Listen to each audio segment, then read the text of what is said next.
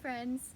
I want to talk about something today. I know it's easy to get caught up in the narrative that yoga is just this woo-woo thing. Yoga tends to have this reputation that everything needs to be very spiritual and energy related, which it is, and it can be. But I want to talk about the science behind something. I want to give you a couple of things to chew on today about how the science comes into play with some of these stretches and things that we do. One thing in particular is called the vagus nerve.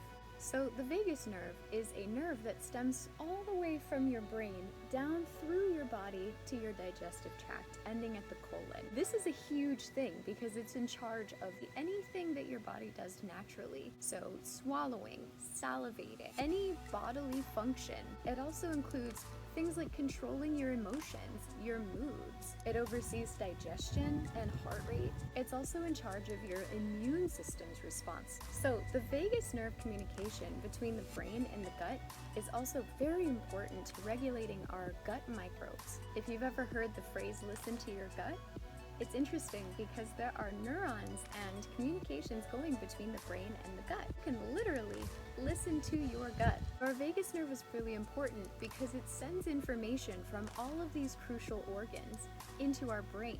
So why is something so huge, so underrepresented in our practice? How does all of this relate to yoga? Well, I think you can see where I'm going with this. If your vagus nerve is properly toned and working correctly, you can then have a ton of benefits through all of your different organs, through your parasympathetic system, which means relaxation, you will be more calm, your stress levels will be regulated. Isn't the body just so interesting? In our gut and within our vagus nerve, we have a lot of immunomodulatory elements, which allows us to control things like inflammation as well. There are many new treatment options out now where people are going to get their vagus nerve stimulated in order to reduce inflammation, calm down, regulate their hormones, all of these good things that we talked about before. There are a couple of things you can do right from home, right from your yoga practice that can start to stimulate and tone the vagus nerve so that we can start to feel a lot of these benefits right away without having to go get treatment. What I love about this is that yoga is not just about the ethereal and the energetic. Sure, it is, and it can be, but there's also a lot of science that backs up a lot of these different stretches and poses and breathing that serve a function in our regulatory processes inside of our bodies. If we can regulate all of these things naturally just by adding a little bit of awareness to our day-to-day, by adding it into our movement practice, we can really help out and regulate a lot of things in our body. Turns out, the science can also partner with the ethereal.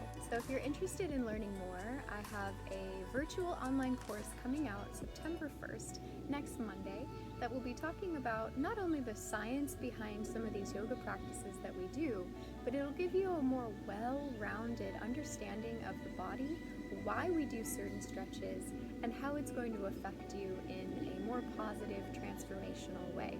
We know that yoga can be a lot of different things for a lot of different people, but if you're looking to shift your practice into something a little bit deeper, you want to dive in and get to know yourself on a physical, energetic, emotional, spiritual way, rather than just lifting a bunch of weights and feeling good, which is totally okay, you might want to check it out.